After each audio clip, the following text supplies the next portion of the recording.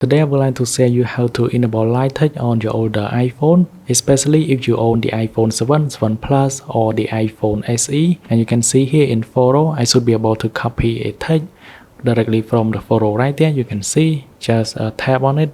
It also identify the number, or if I hold on it, I should be able to create an event and copy a touch from here. It is very simple and it works perfectly.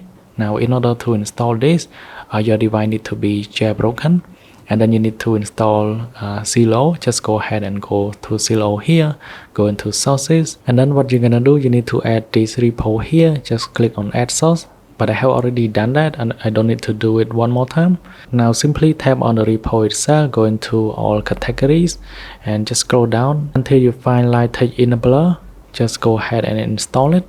And for me, I need to reinstall because I have already done it before. Now click on confirm.